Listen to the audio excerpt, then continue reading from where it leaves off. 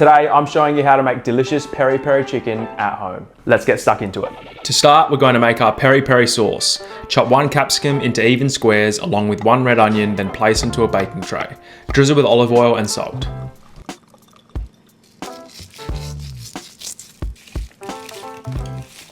That's going to go into a preheated oven at 180 degrees Celsius for 20 minutes. And then we'll place the garlic on. This will go back into the oven for another 10 minutes. Once done, remove from the oven and allow to cool. Into a blender, add in 2 cloves of garlic, the roasted vegetables, 1 long red chilli, 4 bird's eye chilies. I'm using dried, you can use fresh. Zest from half a lemon along with its juice, 1 teaspoon of oregano, 1 teaspoon of smoked paprika, half a teaspoon of white pepper, 2 pinches of salt, and 2 tablespoons of red wine vinegar. Blend until well combined. Transfer into a small saucepan. Okay, to that we're just going to add in a couple of bay leaves, and we're just going to bring that to a low simmer just to remove any of that excess moisture.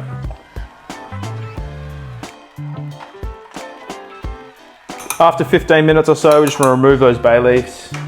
Whilst blending, gradually pour in 1/4 cup of avocado oil or any neutral oil until emulsified and smooth. You can adjust for salt at this point. I also added in a tablespoon of honey. There we have it, peri peri sauce. Allow it to cool before transferring into a clean jar.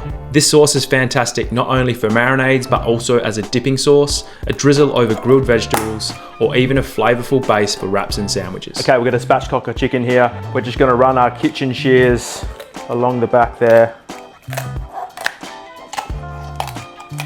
Okay, from here, just turning the bird breast side up, and just using the back of your hand, press down.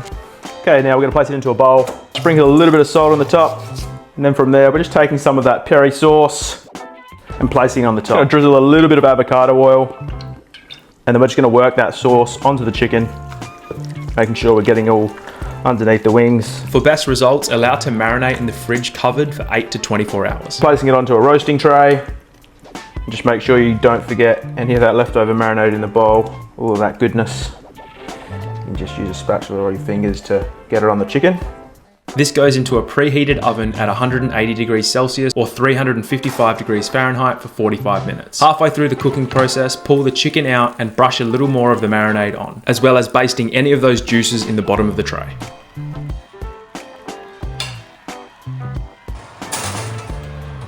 After 45 minutes, check the internal temperature. You're looking for 75 degrees Celsius or 165 degrees Fahrenheit. Before serving, allow the chicken to rest for 10 to 15 minutes. Serve with fresh lemon and garnish with fresh herbs. This is a fantastic weeknight dish you can serve with rice or roasted potatoes, and the leftovers are fantastic for sandwiches and wraps. Thanks for watching. If you enjoyed that one, drop me a comment below and I'll see you on the next video.